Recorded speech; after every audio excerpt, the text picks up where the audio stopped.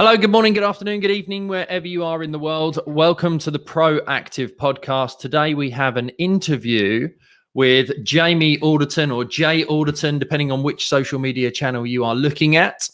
If you've not seen Jamie, then you are not on social media, because as a man who's been on it for as long as I can remember, he is a British Army soldier turned fitness and business coach, two-time best-selling author, Guinness World Record for box jumping, the height of Mount Everest, which, to put that in context, is about 8,850 meters, 29,000 feet, which was 14,550 box jumps in 22 hours and 18 minutes. Jamie, welcome to the podcast. Hey, thanks for having me, mate. Appreciate it.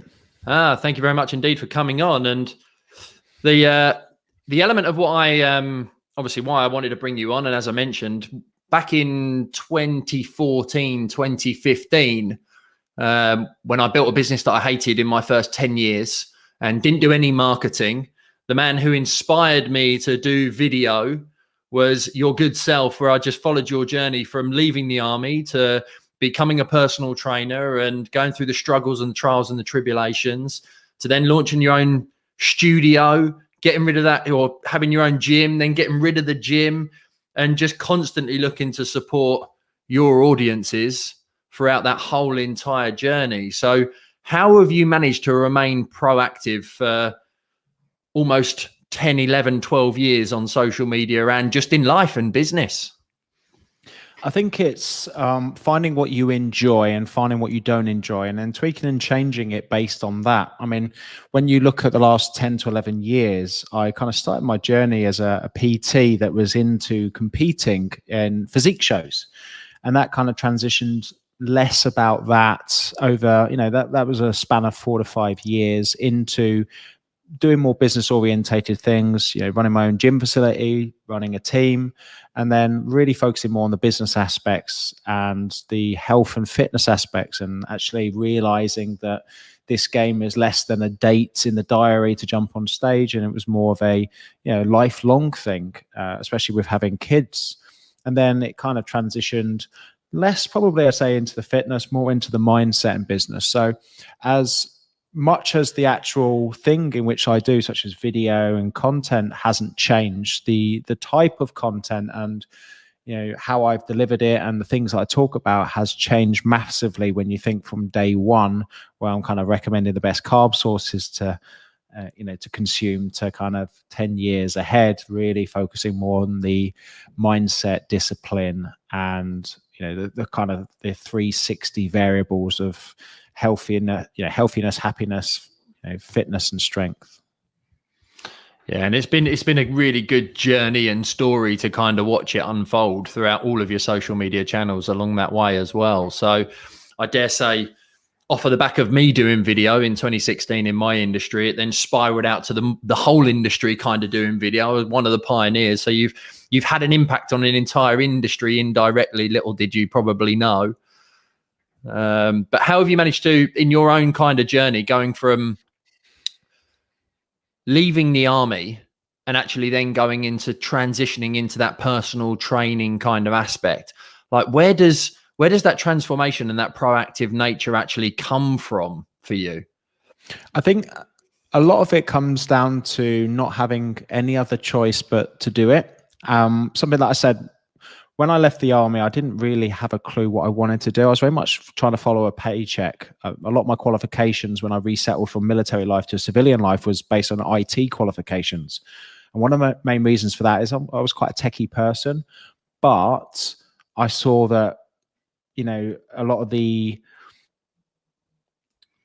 salaries were 50 to 60K a year. And I was like, I want to earn that much. So what do I need to do to earn that much money? And coming from the military background, it was really just chasing the money rather than chasing what it was that I wanted to do. And that lasted a couple of years. Then I got a great opportunity to work abroad. I worked in psychological operations for the US government, which was a massive eye-opener for me because having to travel around the world in different places in the Middle East. I had a job working as security advisor for the UN in Kenya and Somalia. So I was around the world in different places, and a lot of my bosses, I had that independence because of my job, and what it entailed was like, I'll know if you don't do your job because there'll be people dead. So I got this independence to go, look, you can pretty much do what you like, Jamie, but you best do your job because a lot of people are depending on it. And I think a lot of that kind of set me up for when I got made redundant from that job. I literally assumed that I was going to have this contract, which was very well paid for the next year. And all of a sudden had it taken away from me because I was only on a rolling 1-month contract. Really bad timing as well. I just got a new mortgage with my wife, overstretched ourselves with it, but it was okay because I was on good money abroad, and then didn't have a job, had 800 quid in the bank and didn't know what I wanted to do. And that was really the change where I kind of realized now that I had that discipline from the army. I had that trust from my bosses, from what I was doing, that, I could get a very important job done without supervision. And that kind of set me up to say, right, what do you want to do? And I said, well, I enjoy helping people. I love the gym. You should be a personal trainer, Jamie. I was reluctant to do that at first because I thought I don't really want to turn my passion into a career because I'll end up resenting it. But the minute that I did that, completely changed my life, because although I didn't have much money, I did have a credit card. I whacked 16 grand on that. Borrowed my dad's bike because I couldn't afford a car, and used to cycle up to this little studio on an industrial estate by a prison in the countryside, and got to work. And I learned a valuable lesson about business with regards to that. I think I was very fortunate because I'd never seen another personal trainer train.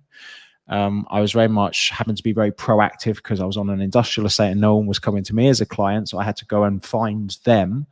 And it all kind of set me up to give me the life skills which I have built now, kind of accidentally, because I had the discipline. I got given the kind of the nod from my bosses of, a serious job that didn't involve supervision, and then had to be proactively going out and getting people, not just waiting for them to come to me. So very much kind of accidentally set myself up to win by making random choices which were put upon me during my career. And you mentioned there about the 16 grand on credit cards. And for a lot of people I know in the startup kind of phase and journey, there's almost that fear, particularly with a background in financial services as I've got, there's almost that fear of getting yourself into debt to invest in yourself. How come that didn't happen for you that way? How come that wasn't a fear for you? Because I'm betting on myself.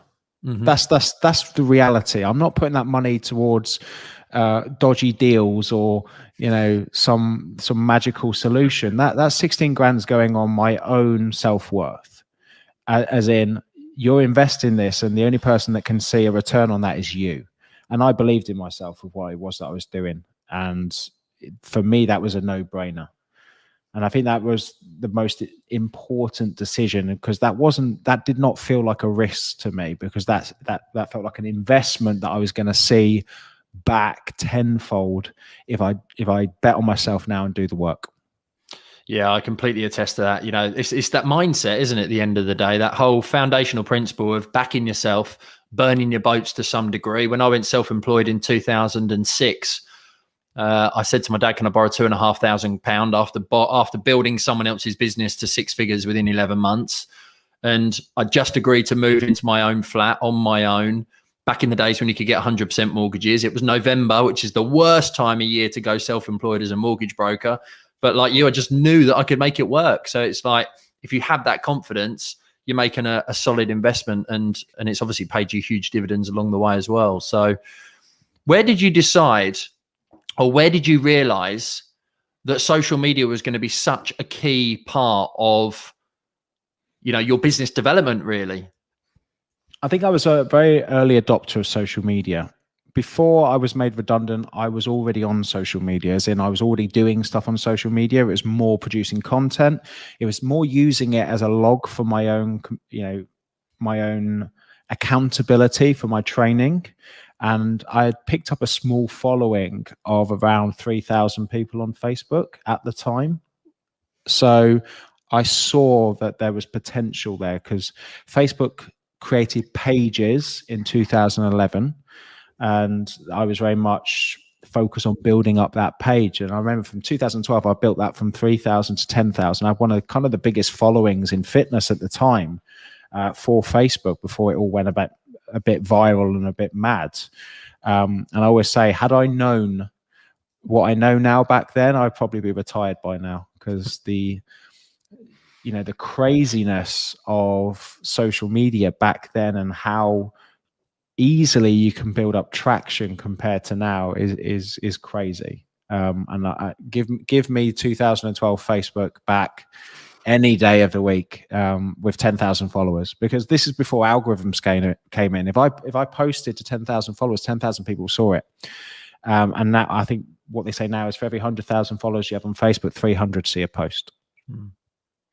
Yeah, without a shadow of a doubt. And that's filtering down into Instagram as well now, with the fact that they're owned by the same company. But I'm sure we'll come to TikTok a little bit later, because you were an early adopter there and have massively leveraged that brand. But the one thing that, I was probably one of the people as well, following your journey from leaving the army and becoming a first personal trainer. You were my first online PT.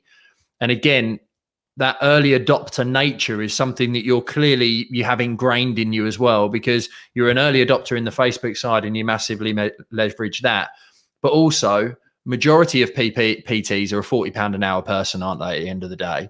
And you started doing group coaching, I remember. And then you also started loading up your programs onto, I can't remember what the website was called now. It wasn't Train with Jay, was it? No, I mean, I'll tell you the story. It was 2011. I was in Las Vegas at an after party for the Mr. Olympia Fitness Expo. And I happened to be talking to a guy who's now deceased, called Greg Plitt. Now, Greg Plitt was the #1 fitness model in the world.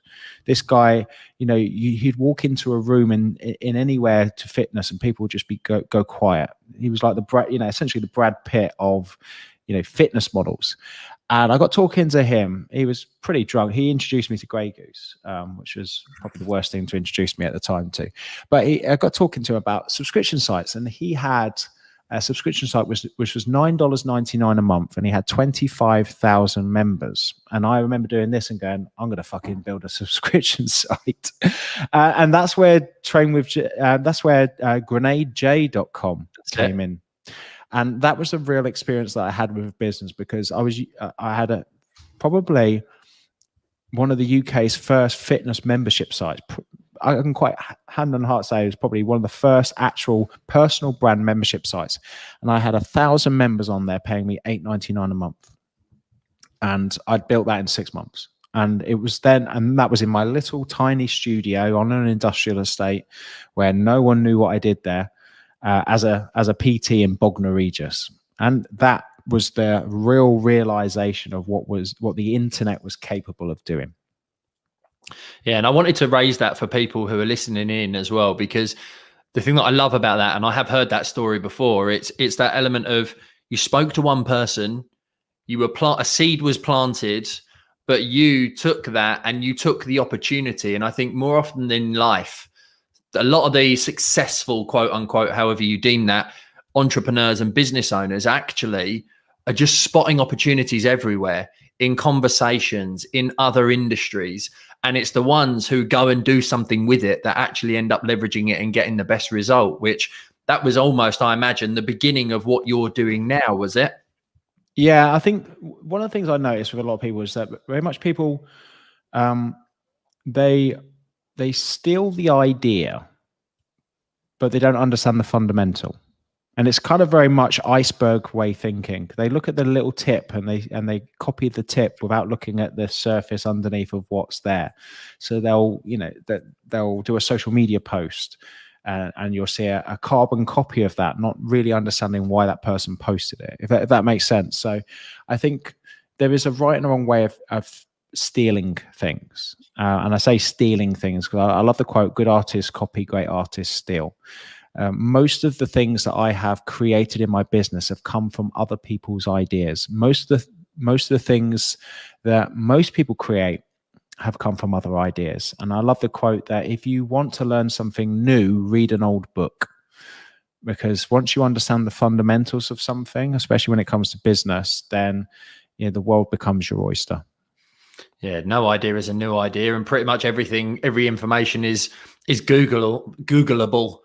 I remember in your journey you saying that people have asked you about how do you start a gym, and you went to Google and literally Googled how do I start a gym, and then miraculously that was kind of your next phase, wasn't it, in relation to your own gym down in Bognor Regis? Yeah, and it very, very much comes back to what I was speaking about before about holding yourself accountable. I remember getting asked the question at Body Power the year before and said, what's next for me? And I said, I'm going to build a gym, and didn't know how. I'll figure it out. Managed to find a place, Google how to build a gym. It said you need planning permission. Went to go find someone who can do planning permission, got them to do it. Tried to work out how I'm going to fund it. Managed to get VC funding. All of these things which you just figure out as you go along. And people think that you need to know everything to do something, and they wait until they know everything, and then they never do it.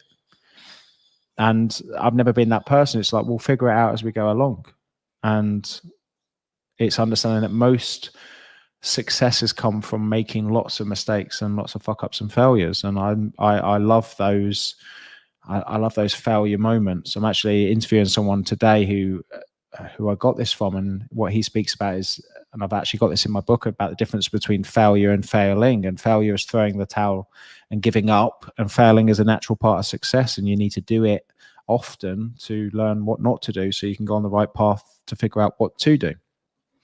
Yeah, so I did NLP back in 2016. It was the first personal development type course I ever did. And the saying that's stuck with me ever since is there is no failure, there's only feedback.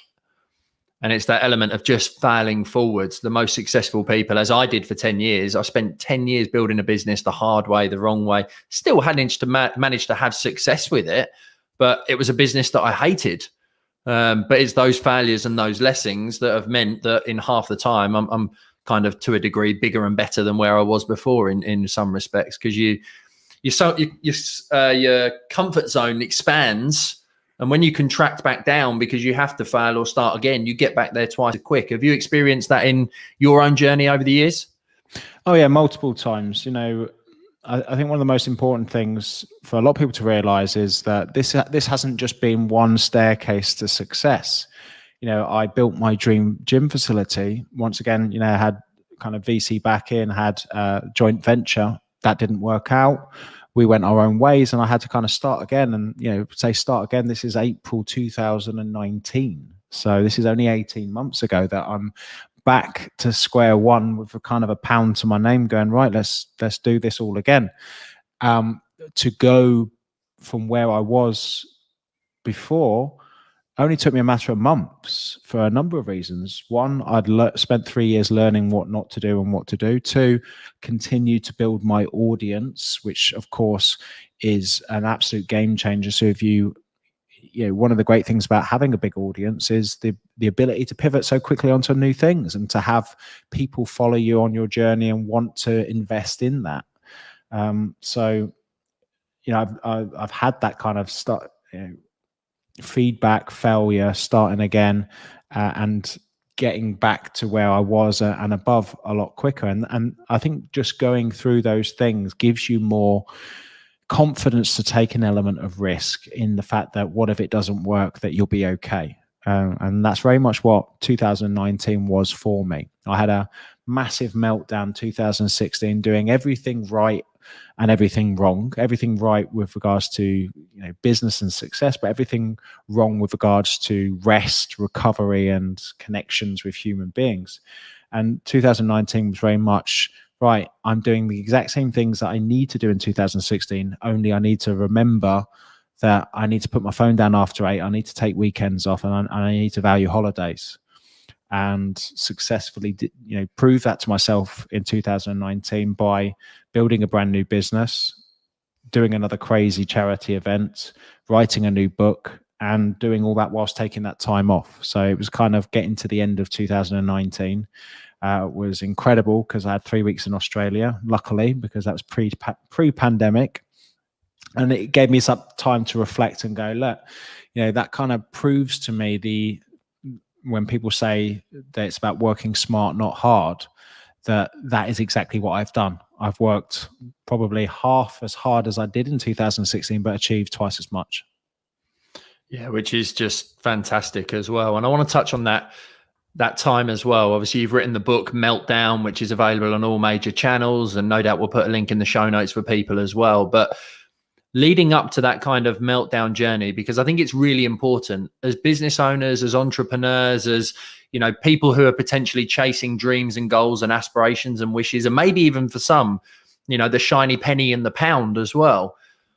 At what stage did you realize that, looking back at it now, when did you kind of realize that something had to change? What was that really defining moment that you knew you were going in the wrong direction? I think it's realizing what it's all for. And I never really stopped to ponder that, really, because you gotta ask yourself, right, you're working every hour under the sun, you're making good money, and the only way in your head right now to get more of this is to work harder and sacrifice more. And that would have been sacrificing time with my loved ones, my family, and at the time, my daughter, because we've got another one now.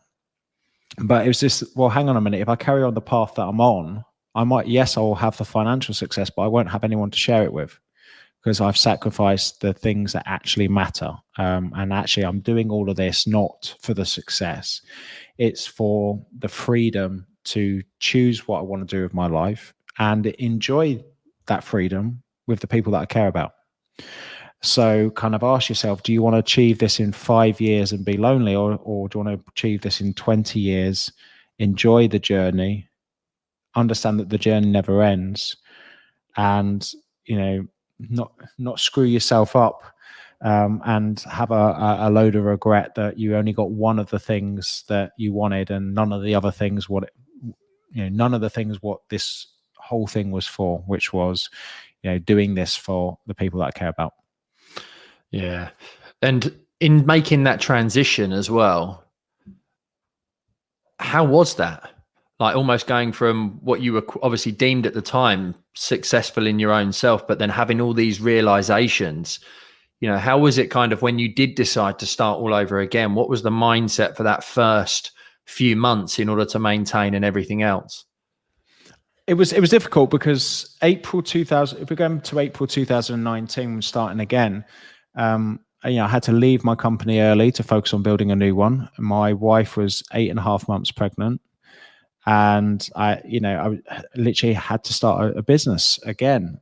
So it was very much about saying to myself, look, I need to think smart about the things that I'm doing. I need to structure things out. I need to work hard, but I need to make the most of the time that I am doing, because I can't literally, I've got a heavily pregnant wife at home. I need to support her at the same time. But if I don't, I won't be able to support her in certain aspects if I don't get this up and running. So it was a very kind of difficult time. But once again, it goes back to, a lot of people don't know anything about the April 2019, because to them, it was just closing my gym down and starting what I'm already doing, just with a different name.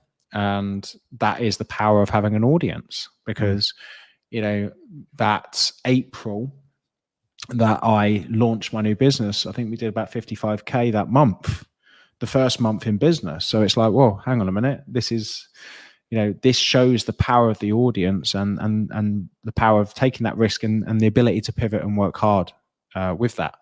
And that a lot came from that 3 years of learning what to do. Very much like you said, Gary, with your 10 years. I think I was chatting to Rob Moore, a fellow, a friend of ours, and he said that, certain things are your entrance fee to success. My entrance fee to that 55K first month was the 3 years that I spent testing and adjusting things to be able to get that. And your 10 years of doing, what you viewed as, doing everything wrong was what made maybe the 1 or 2 years of doing things right so easy. It was that 10 years entrance fee into being able to do that. Yeah, that's a great analogy as well. I really like that. I've never had that before, and it's definitely something to think about, isn't it? At the end with that. Yeah, because great. I don't have any I don't, I've got a few GCSEs to my name, and that's about it. But Me you too. look at you look at certain person's entrance fees, they'll pay up to 50K and 4 years of their life learning something and getting that entrance fee to be able to be at a certain level, and some people don't even get that. They'll spend a lot of money on that and actually not have the things that other people have got. My kind of learning curve and what enabled me to get initial success with running a business, not knowing what on earth I was doing back in 2012, was my entrance fee was the 7 years of being disciplined in the military and learning, about that, and the 2 to 3 years that I'd spent coming out of the military doing things abroad and being given those responsibilities and roles that enabled me to take that that kind of life skills and education into what it was that I was doing. Yeah, and you mentioned discipline there as well. That discipline from the army. You took that discipline into winning your muscle model competition. You've taken that discipline into your own life and your own business over the course of the years. And I probably know the answer to this, but I want to kind of hammer it home for those that are listening. But where would you put discipline as kind of in the top scale for success versus failure, entrepreneurship, mindset, business development? Without a doubt, one of the most important things with anything that you do in life. So many people, they don't understand the difference between motivation and discipline. When you type in discipline on YouTube and you type in motivation, everyone's searching for motivation. Everyone's like, I need something to do something. And it's like, no. You're not getting this right. I've got a quote: motivation is doing things when you feel like doing it, and discipline is doing things regardless of how you feel. If you honestly think that you're going to wake up every day wanting to work 10, 12 hours a day, even if you enjoy doing it, wanting to go to the gym, wanting to do all of these things consistently, you're not going to be motivated 60%, 70% of the time to do it. The game, you'll win the game by showing up regardless of how you feel. And that is, I don't want to do it, but I'm going to do it anyway. That is, no one wants to do a workout. I fucking hate home workouts, but we've all had to do them in the last 3 months. So we need to do them anyway. I go for a sea dip every single morning. I don't want to go in the sea. It's freezing, but I go in every single day. And it's just understanding that you will win the game by just turning up, because most people struggle to turn up every day. And that consistency of just putting yourself through the good times and the bad and still showing up is what's going to get that success. Do you use your discipline for fitness, or like the sea dip, for example, and not wanting to do that? Do you use that discipline to transfer into other areas? Like there's that saying I've heard, which is how you do one thing is how you do everything. And if you can't do something, or you feel like you can't do it yet, do something that you're really good at and be disciplined and consistent with it, and just transfer those skills across. Do you think that's feasible for most? In a way, yes and no, because the thing is that we're all consistent with certain things. We all hopefully brush our teeth every single day. We all, we all have breakfast. We all do these things. And one of the main reasons that we do these things is because we're afraid of the consequences for not doing it. When we talk about motivation and discipline, a lot of people who have a 9-to-5 job aren't motivated to turn up at all, but they turn up every day. And why do they turn up every day? Because the fear of losing that job is what drives them to do it. And the unfortunate thing about success and making a life for yourself is that there's no one to force you to do it. And actually you can't see the repercussions of you not doing it. And this is, I don't want to get all woo-woo and deep on this, but you're not, if only you could see your future self based on the decisions that you make every single day. Because you not doing that workout, imagine seeing your future self by not doing that workout and what you're going to look like in a year's time. That would scare the shit out of you to make sure that you do it, but you're never going to see that person. And I think this is the way that I look at things. It's like, right, I don't want to do that. But what I want to promise my future self is that I'm going to be a person that does that, because I know I'm not going to thank myself now. I'm going to thank myself in a year's time. I know that I don't want to do this workout, but I'm going to do it anyway, because in a year's time, I'm going to thank myself. And it's having these mental models of knowing that very much, I'm very much into stocks and shares and investing, just really got into it. And it's about this delayed gratification. It's understanding that, at the moment there's a massive market crash and everyone's panicking. But if you're in this for the long game, it's like, well, stocks and shares always go up if you make the right decisions. So now's a good time to invest more. When you're looking at your fitness and health goals, what you're essentially doing is just cashing a check every day, because you're not going to cash that out in the next week or month. You're going to cash that out in the next 10, 15 years. I'm going to looking after myself, turning up, doing the work, exercising, looking after myself, eating, good food instead of shit food. I'm going to be 70, 80 years of age. And I'm going to be thanking myself now for doing that, because I've got an extra 10 years on the planet to see my kids. And you just need to have that perspective, that delayed gratification of going, there's a lot of things you don't want to do. Just fucking do it anyway. And once you get into that mindset of doing it and telling yourself, look, I don't care if you want to do it. You're doing it fucking anyway. And then I very much have this self-talk of, there's lots of things I want to do, but once I've done them, I feel great. And I say to myself, see, wasn't that bad, was it? I feel shit walking in the sea, but I've got a massive smile on my face walking out. I feel shit going to do a workout, but I've got a massive smile on my face, finishing it. We all feel nervous doing live streams and, talking on stage, but the look on our faces once it's finished is incredible. And get used to that feeling of how you feel after than how you feel before. Because if you feel like you've got butterflies in your stomach about anything before, then that's a good thing to do. Yeah, I can totally agree with that. I used to have a real fear of kind of public speaking. In my first 10 years, kind of 2015, my team used to joke that I was socially anxious and get palpitations if I left the CM postcode, because I just existed in family and work bubble. And it was that element of, I remember going to a networking event and I was number 28 out of 30 just to do my little 30-second elevator pitch. And it was like beads of sweat going down my back and all this horrendousness. And I just thought, right, that's my thing that can transform everything. And I did NLP and looked at Tony Robbins and then did a speaker training course. And the first event that I ever managed to speak at after that was like 250 people. And it was just literally ripping the plaster off. And it was for Daniel Priestley, funnily enough.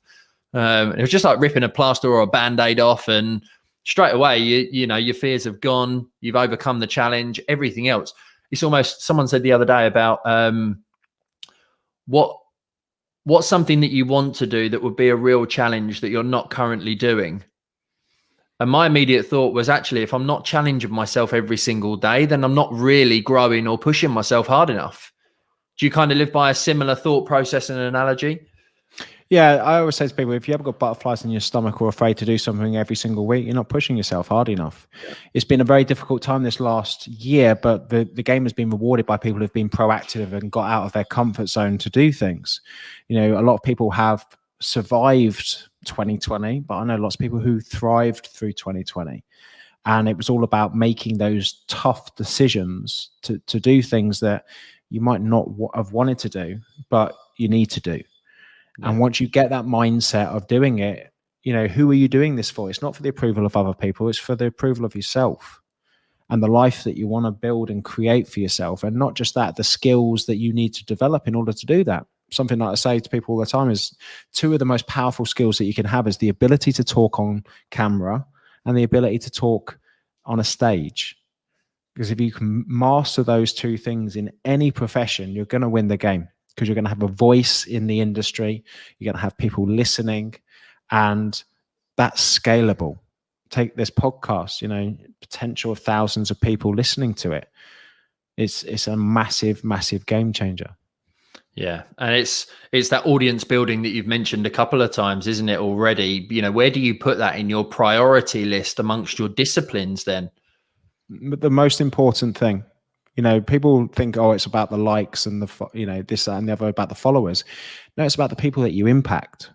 That's the most important thing. If I was aiming for followers, I could do it very different ways. I'd probably have 4 times as big a following now, because I wouldn't be cared on the people that followed me. I care about how many followers I have. And that's where a lot of people go wrong, because they're chasing how many followers they have, not how many people that they can impact. There's no point in having 1 million followers if you're only impacting 30,000 of them. And this is such an important thing. With my news, with my following and that, I don't get any people really talk negatively that often. I don't get many haters, really. Don't get many trolls. I don't get that much because of the things that I put out.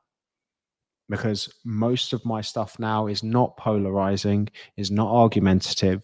And it's because I wake up and think, how can I make people feel better than when I found them? So that is what's going to build up my audience. It's a longer way of doing it, but it's a more valuable way to others. And that has always been my focus on my content. If my content does not leave you inspired, happy, and smiling in some way, then I shouldn't be putting it out there. Yeah, you are the king of memes. And exactly. And those memes are to make people laugh. Yeah, that's what it is. That's what they're all about. They are not to point the finger at anyone. They are not to take the piss out of anyone. They're not political, religious, or in any way, sometimes nutritious, because I do get a bit triggered by certain nutritional protocols and principles. But they're there to lighten up somebody's day.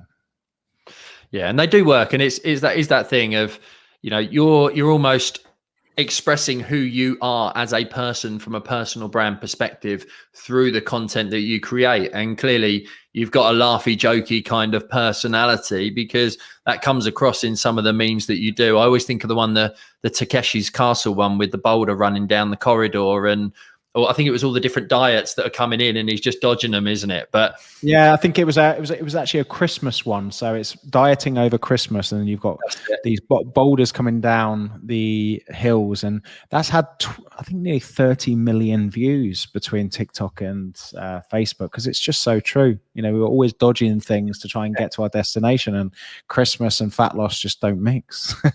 Yeah. And where do you think content and social media and marketing is something that I've really built a passion for since 2016 now, inspiring the audience. I always kind of follow the basic Gary V principle of give 3 times more value than call to actions and buy my stuff. But where do you see because a lot of your content isn't necessarily specifically targeting an audience. And a thing that I see in my own trainings from my own mentees is trying to switch their mentality that not every single post has to be about their product, their service, the results that they've got, their clients. How do you change your clients' mindsets in sharing that kind of personality side of content through their marketing? It's understanding that people don't buy products, people buy people. And if you are a personal brand, that's what sells a product. You take, if you look at the difference in followers between Richard Branson and Virgin's probably got 330,000 followers on Instagram. Richard Branson's got 4 million. Personal brand is so important. And I think one of the most important things to understand is, as you said, I post a lot of stuff to make people laugh and make people feel good, to bring value to people. And 20% of my posts is actually selling something. I have this thing called BGS model, which is building connection with people. Your posts and content should be focused on that. Giving value to people, as in making people, depending on whatever industry you is. For me, it's getting people healthier, happier, fitter, and stronger. And then selling your services. Because if people connect with you and like you, if people see the value in what it is that you say, then they're happy to see the value in what it is that you sell. Yeah, love that without a shadow of a doubt. And it definitely, when you follow you on any social media channel, it always comes through. And on that fact, talking about social media, you mentioned earlier about the discipline and remaining consistent and been doing that. You've been doing social media now for almost 10 years, realistically. How have you managed to maintain so consistent and so disciplined with your religious daily posting? And obviously now it's not all you doing it, is it? You obviously create it, but you're not necessarily there repurposing it. It's 3 words. No one cares. And people get that wrong. You know, I actually had a bit of negative feedback from my thought process with this no one cares.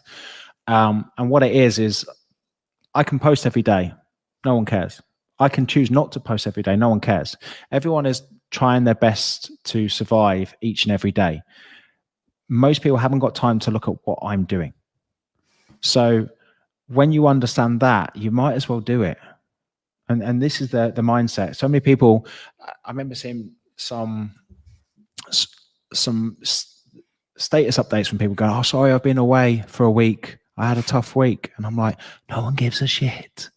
Like you honestly think 3 days into you not posting on Instagram, people going, "Oh, where's Jay? Oh, I missed his post." Maybe one person. And that's because no one cares. Because if you decide not to post for a week, they'll just go and look at somebody else's content. And this is the game that you play. It's just like, if you want to win the game, fucking do it. Play the game. If you don't want to play the game, don't fucking play it. But also don't complain when you don't get the results from doing things that you didn't do. And I think there's this pride of people. You know, I think as with anything, you're very much invested into Clubhouse now. And there are the two types of people. There are the people who have gone all in on Clubhouse and are shouting around it. And then instantly you have the people who decide they're not going to do Clubhouse. But instead of now do it, they become anti-Clubhouse. They're like, "Oh, I'm cooler. I'm cooler than the people that invest in hours in Clubhouse now because, you know, I haven't got time for that shit." Yet in 3 years' time, when you've built 250,000 followers on Clubhouse, you have one of the biggest rooms of 10,000 people coming in there. They're the ones that are going to be jealous, going, "Oh, should have done that." And this is exactly the same with TikTok for me. "Oh, it's that fucking app that people do all the dancing and shit on." I was like, "Well, have you even been on the app?" "Oh, no." So how the fuck do you know that? It's understanding that if you want to win the game, you've got to be playing it. And it's so much easy to discredit something or take the piss out of something, because really what you're doing is you're not taking the piss out of it. You've just created an excuse in your head now as to why you're not interested in it. And so many people have this as a kind of self-protection thing. And yeah, it's just a very fascinating kind of psychological thing that I see in a lot of people. Very much, especially with nutrition and weight loss and that. I see it a lot in that as well. People, really struggle with weight loss. So now they jump on a different kind of trend, which means, "Oh, I don't care about that." Very much the fact that then they start targeting people who care about their health and they look at them as the problem, if that makes sense. So, but I very much kind of stay out all of them arguments and just focus on the value. Yeah, let social media do its thing. I've noticed exactly the same thing. It's like the people who aren't getting massive traction on Clubhouse suddenly go to Facebook moaning about the fact of all these people on Clubhouse. And you've raised a good point there as well, which was, there was a part of me that was sitting there going, when TikTok came out, like I've never edited my own video. And I know you always started with editing your own video. And it's that element of TikTok's kind of, to a degree, made for you, because you can edit your videos and you've got that skill set to be able to do that yourself. It's not something I enjoy, therefore I'm not really going to be consistent about it. And I can do the videos, I can do a 1 minute video, I can do a 15-second reel or whatever, but the editing's not my bag. But when Clubhouse came along, it's like, I like talking, I've got relatively a good amount of value to bring, I can do it whilst I'm working and just have my earphones in. It's a great leverage of time from that point of view, because I've always, particularly over the last few years, worked out listening to podcasts rather than music. I've always listened to audiobooks rather than reading books. I think there's a massive thing of, while others are moaning at it, I've managed to grow a decent following pretty quickly. I've made some huge connections. I'm interviewing some wicked people on this podcast as a result now. And it's equally that opportunity element that we spoke right at the very beginning. And you grabbed the opportunity with Clubhouse. With TikTok. I've grabbed the opportunity with Clubhouse, and I think people have just got to wake up to grab their opportunity with the things that they can. Yeah, but I said it, and you don't have to, because no one cares. Simple as that, And actually, you being negative about it shows that you do care. Yeah. Very, very true, without a doubt. It's was it playground tactics, as we used to get at school? The girl who always used to give you gyp, or the girl that you always used to give gyp to at school, was actually the one that you really, truly liked. Yeah, but it's the same. People go, "I hate Instagram." I'm like, right, here's 100,000 followers and a blue tick. Do you like it? And here's 10,000 views of video. Do you like it now? Hell yes, you love it now. The only reason you don't like it is because you're not getting anything from it yet. And the only reason that you're not getting anything from it yet is because you're not putting enough time and effort into getting it out of it. The message that I had from someone, they said, oh, how did you get such a big Instagram following, a blue tick? And I said to him, 9 years and 6,018 posts.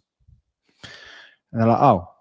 And it's very much like people say, I love this compliment. And people say, oh, wow, you look great. How long have you been training for? 22 years. Oh. They were hoping I said 6 months. Yeah. It's the same people who start a diet today and expect to lose a stone tomorrow. They go to the gym once and expect to look like Arnold Schwarzenegger, and all of these different kind of analogies and stories. They start posting on social media, and then after 3 days go, well, why is no one liking my stuff? Well, it could be your stuff shit, but equally you haven't really been doing it long enough. Yeah, but that's it. Everyone's stuff shit at first. Oh yeah.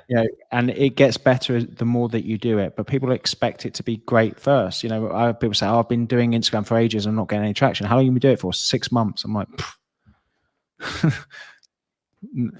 or I haven't lost any weight yet. How long have you been doing it for? 3 weeks. And very much with fat loss, I say to people, look, fat loss is like learning Japanese. You're not going to learn it overnight. You're not going to be fluent in fat loss in a matter of a year.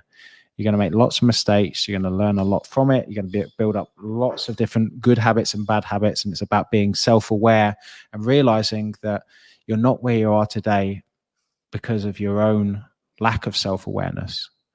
One of the worst things that I get when people check in with me and say, I'm doing everything, I'm not getting any results. I'm like, you're full of shit. I'm like, you're better off saying, I think I'm doing everything and I'm not sure where I'm going wrong, because that's the reality of it.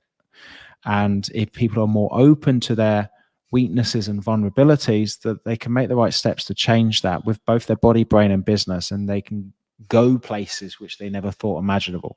They just need to give up a bit of pride and a bit of, I think it's disillusion, A, that this is easy, and B, that, it's just about doing everything right first time and getting a result. Yeah, and you mentioned there about the body, brain, and business. How much do you think the mental and the physical plays a part in the financial? Everything. I mean, transformation starts from the neck up, as with anything.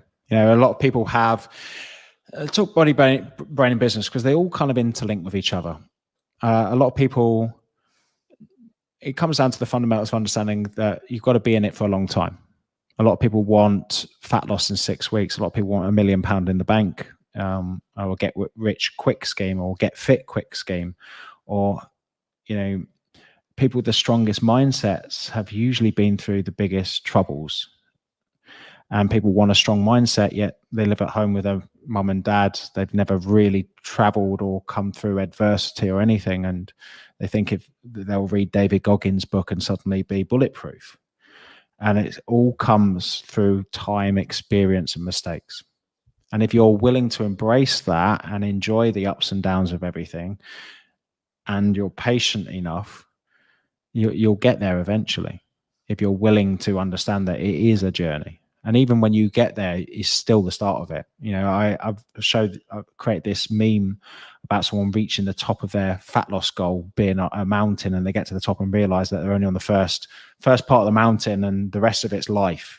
Just because you lose, you hit your £10 target, you've got to maintain it now. And if you maintain your £10 target, if you got to your £10 target with unsustainable means, you're going to have a very, very long journey ahead of you, keeping it as well as, surpassing it.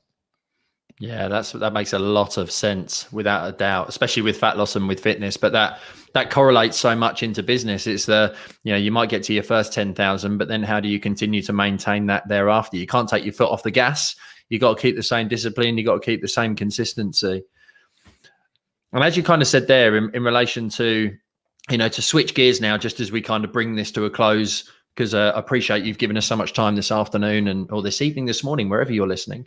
Where does the whole box jump and even running backwards, a marathon backwards, like where do these elements, your box jump, doing all of that, where does that even come into? Was it for audience? Was it for charity? Was it for the mental and physical challenge to prove to yourself? Why?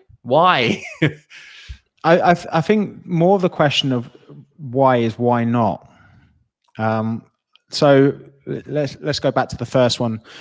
I think 2016, I was planning a charity event with 8 people to push a sled for 24 hours, 140 kilo sled for 24 hours. We're going to do like 2 hours on, 4 hours off.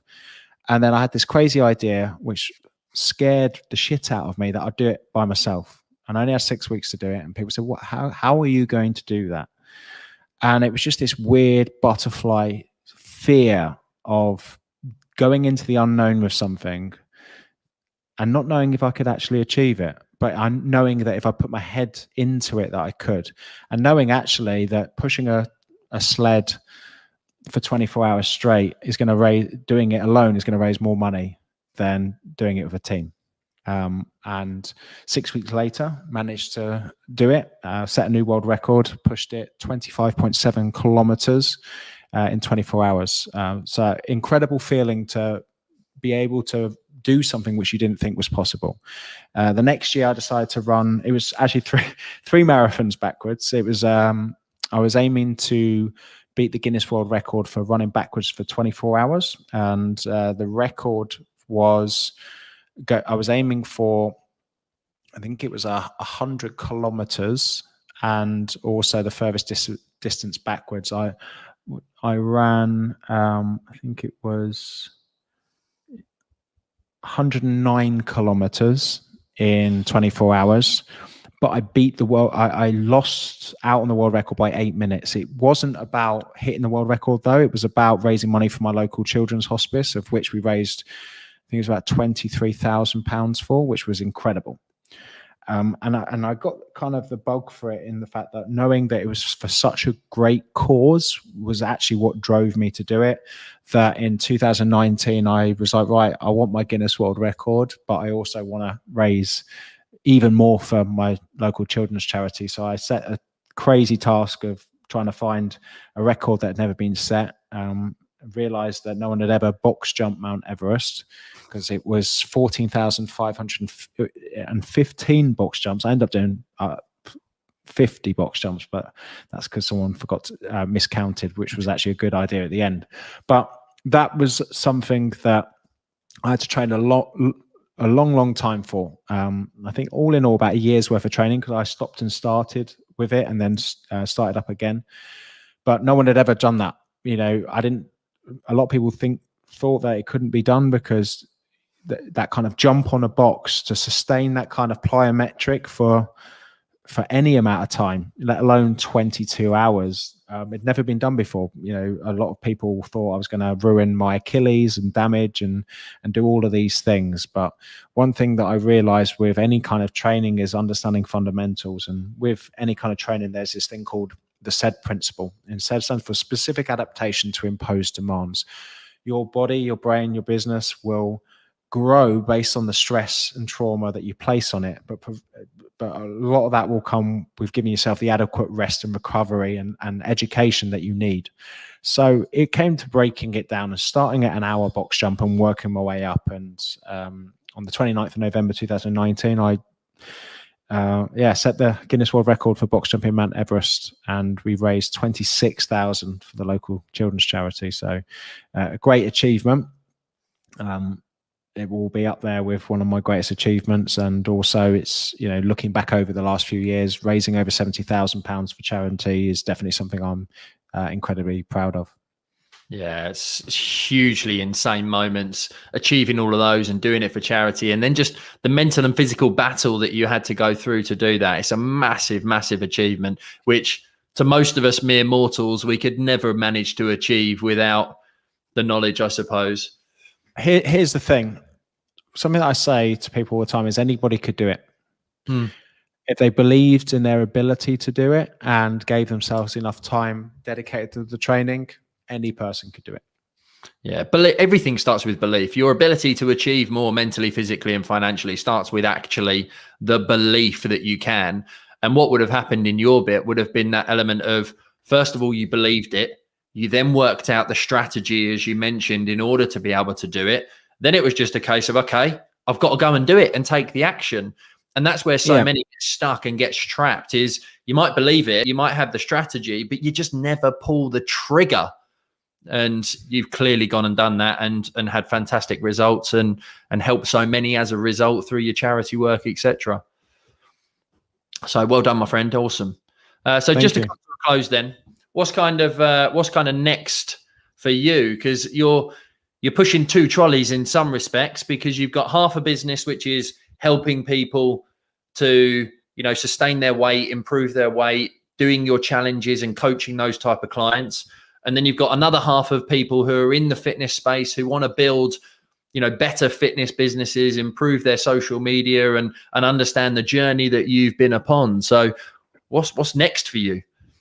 I think the thing that I'm very much focused on this year is who needs my help the most, and aiming to focus my energies into things that produce the biggest impact and outcome, and yet to fully make, you know, decisive decisions on where that is, but inevitably they will be coming sooner rather than later, shall we say. So very much I'm enjoying what it is that I'm doing at the moment. I love the way that my business is going, and yeah, I mean, it's just enjoying the ride of the wave and tweaking and adjusting as we move on.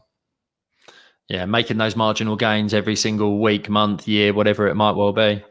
Yeah, and I think one of the biggest things that a lot of people are looking forward to is getting out of this, getting some normality back. And I think there and then is where people are going to go, right, where am I going to go from here? And it's not about waiting until that decision. It's about, of course, doing the best you can with what you have where you are, but also thinking, right, there's going to be a massive amount of change in the next kind of quarter.